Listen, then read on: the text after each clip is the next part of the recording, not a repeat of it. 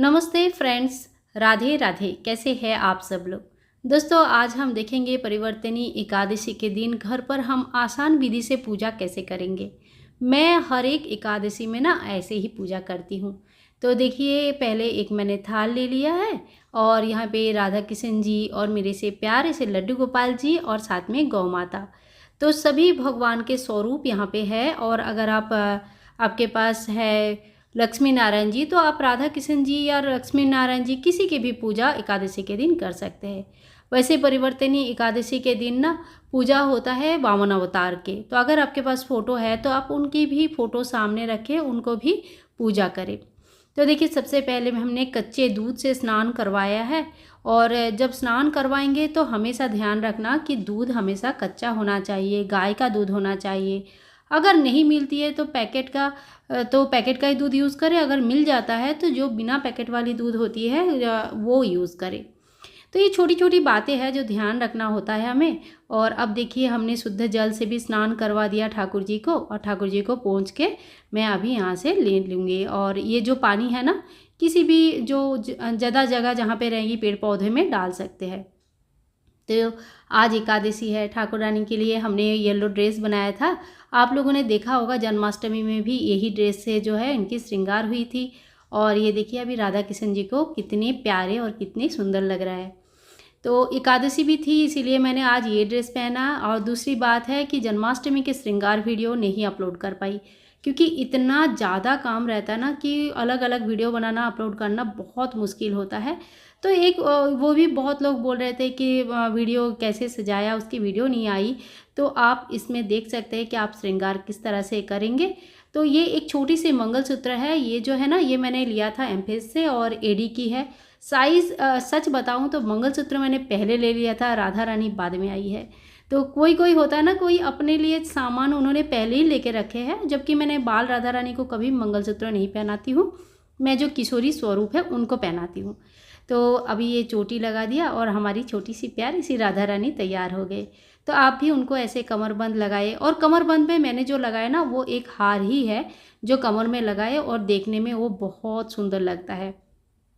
अब ये रिबन का फ्लावर है, हाथ में लगाया, ये कुछ इस्कॉन टाइप का एक लुक देता है जो मुझे अच्छा लगता है। तो इसी तरह से आप अपनी छोटी सी विग्रह को भी सजा सकते हैं। हमारे बड़े विग्रह को सजाना तो थोड़ा आसान होता है, काफ़ी बड़े बड़े सामान भी मिल जाते हैं। लेकिन छोटे विग्रह को सजाने के लिए बहुत लोग पूछते हैं। तो देखिए, कमरबंद के लिए आप जो है माला नेकलेस जो आते हैं, एक थोड़ी सी बड़ी साइज़ ले लीजिए और वो कमरबंद के लिए यूज़ कर सकते हैं।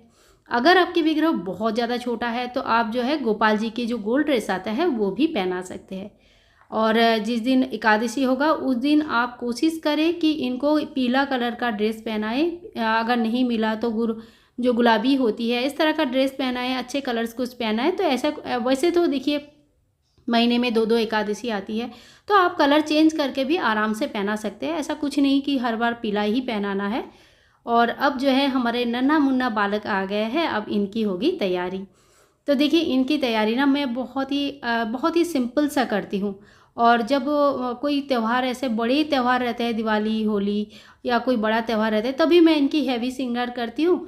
नहीं तो मैं ना अपनी कान्हा जी को पता नहीं क्यों मुझे ऐसा लगता है कि इनको हैवी श्रृंगार नहीं करनी है। ये छोटा बच्चा है और जितना हल्का फुल्का श्रृंगार में रहेंगे उतना खुश रहते हैं, हंसते हैं। आप लोगों ने भी नोटिस किया होगा। और देखिए, यहाँ पे ना मैंने आसन बिछा के रखा है और ये जो मैंने झूला लिया था इसी में आज पूजा करूँगी। तो ये मेरा बहुत अच्छा सा मुझे लग रहा था आज कि ये झूला जो है ना, इसके ऊपर बैठाना, इसके ऊपर आसन लगाना। तो इसी तरह से मैं इनकी पूजा करूँगी। पूजा देखिए दो तरह का होता है। एक तो आप घर पर पंडित जी को बुलाए, पुरोहित बुलाए और उनकी मंत्र चरण द्वारा जो अच्छे से पूजा होती है उस तरह से पूजा कर सकते हैं। दूसरी पूजा कुछ इस तरह से होता है जो मैं, जैसे मुझे अच्छा लगता है मैं करती हूँ। मैं इनके लिए थोड़ा सा समय निकालती हूँ, थोड़ी सी समय निकाल के इनको अच्छे से स्नान करवाना, फिर वस्त्र पहनाना।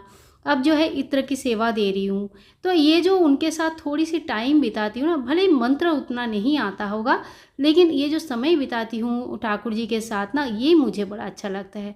और मुझे लगता है ठाकुर जी ऐसे पूजा भी स्वीकार करते हैं। अब देखिए, हमें तो इतनी नॉलेज है नहीं, परंतु ठाकुर जी के साथ रहना जो अच्छा लगता है, तो मुझे लगता है ठाकुर जी को भी ये पसंद है। तो देखिए, सबको मैंने चंदन लगा दिया, माँ को राधा रानी को हमने सिंदूर लगाया, रोली लगाया। अब जो है भोग प्रसाद और धूप दीप के लिए हमने यहाँ पे एक और छोटी सी चौकी लगाया, उसके ऊपर लाल कपड़ा बिछा लिया और धूप देखिए मैंने दीप पहले ही प्रज्वलित कर लिया है और अब धूप प्रज्वलित कर लिया है। थोड़ी सी फूल हम चढ़ाएंगे। देखिए बहुत लोग पूछते हैं ना दीदी आप पंचोपचार पूजा बोलते हो, क्या होता है? 5 प्रकार का उपचार के द्वारा जो पूजा होती है ना उसको पंचोपचार पूजा बोलते हैं। इसमें धूप, दीप, पुष्प, नैवेद्य और सुगंधि, ये 5 चीज़ें होती है। तो मैंने सुगंधि लगाया, धूप जलाया, दीप जलाया, अब मैं पुष्प चढ़ा रही हूँ और इसके बाद मैं भोग लगाऊंगी। भोग को ही नैवेद्य कहते हैं। तो ये हो गया पंचोपचार पूजा। ये डेली की पूजा में ही हमको करना चाहिए। अगर फूल मिल गया बहुत अच्छी बात है, मुझे हमेशा नहीं मिलती है। देखिए जहाँ का जो है, यहाँ पे जो फूल मिलती है बाज़ार में मिलती है वो काफ़ी दूर है, तो इसी चक्कर में थोड़ा सा मेरा हमेशा रोज़ का नहीं होता है। अब जो है एकादशी की व्रत है तो फलाहारी व्रत ही होता है और इसीलिए भगवान को हम फल की भोग ही लगाते हैं। तो यहाँ पे देखिए एप्पल, केला और ककड़ी, खीरा, जो भी मतलब फल, मौसमी फल जो भी आपके पास फल है, कुछ संतरा वगैरह है, ऑरेंज है, तो वो सारे भोग आप लगा सकते हैं। मैं क्या करती हूँ, ये भोग लगाने के बाद में जब ये भोग ठाकुर जी के सामने से मैं लेके चली जाऊँगी तो उस वक्त ये भोग जो है मैं ही ग्रहण करूँगी, क्योंकि यही मेरा व्रत का जो खाना होगा वो यही होगा। अब भोग के साथ साथ जल जरूर देना चाहिए। अब बहुत लोग बोलते हैं फल के साथ जल नहीं देते हैं, लेकिन देखिए भोग जो भी होता है ना उसके बाद हमें थोड़ा सा जल जरूर रखना चाहिए। भले ही वो ठाकुर जी फल के साथ खाए, फल के बाद खाए, फल से पहले खाए, लेकिन हमें अपनी तरफ से थोड़ी सी जल रखना चाहिए।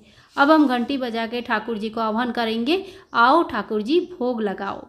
तो इसी तरह से देखिए जब भी भोग लगाते हैं थोड़ी सी घंटा या शंख ध्वनि या तो फिर हाथ ताली दे के भी थोड़ी सी आवाज़ कर देना चाहिए, जिससे हम भोग लगाते हैं। तो अब मैं दही और माखन के भी भोग लगाए। थोड़ी सी माखन मेरे, तो आप सभी को जो मेरे व्यूवर्स है वो तो पता ही है कि माखन हर हफ्ते बनती है और इस हफ्ते में भी जो कल की मक्खन बना रही था रात को ही, वही मक्खन मैंने ठाकुर जी को भोग लगाया। तो मक्खन तो बनाने के बाद 3-4 दिन आराम से फ्रीज में रह जाते हैं, तो आप वहाँ से निकाल के ठाकुर जी को थोड़ा थोड़ा भोग लगा सकते हैं। अब हम आरती कर लेंगे और किसी भी एकादशी की व्रत में आरती के बाद आपको ये जो आरती है ना पूरा घर में घुमाना चाहिए, बच्चों को दिखाना चाहिए। बहुत सारे नेगेटिव एनर्जी चली जाती है। आरती के बाद 3 बार पानी घुमा के अर्घ्य जरूर देनी चाहिए और इसके बाद जो है व्रत कथा जरूर सुनना चाहिए। एकादशी की व्रत कथा पूरा नहीं सुनेंगे ना तो इसमें ना बोलते हैं कि फल पूरा नहीं मिलता, तो हमें व्रत कथा जरूर सुननी चाहिए। तो देखिए इसी तरह से बहुत ही सरल सीधा साधा उपाय से हम जो है ठाकुर जी की पूजा करते हैं। मुझे बड़ा अच्छा लगता है, ये जो समय बीतता है ये समय मुझे बड़ा अच्छा लगता है। तो इस दिन तुलसी की भी पूजा करना चाहिए। तुलसी की पूजा सुबह ही हो गई थी, शूट नहीं कर पाई मैं। शाम को फिर से मैं दिया दिखाऊंगी तुलसी को। और बाकी दिन आप पूजा करें या ना करें, वैसे तुलसी का डेली पूजा करनी चाहिए, परंतु एकादशी के दिन जरूर करनी चाहिए। तो एक दीपक जरूर जलाए। और आज की वीडियो यहीं समाप्त करती हूँ। आपको ये पूजा विधि कैसे लगी ज़रूर बताना। ठाकुर जी और हमारे लल्ला का दर्शन कैसे लगा ज़रूर बताना। अच्छा लगा है, कुछ भी अच्छा लगा है तो एक लाइक ज़रूर करें और चैनल को सब्सक्राइब करके हमें सपोर्ट ज़रूर करना।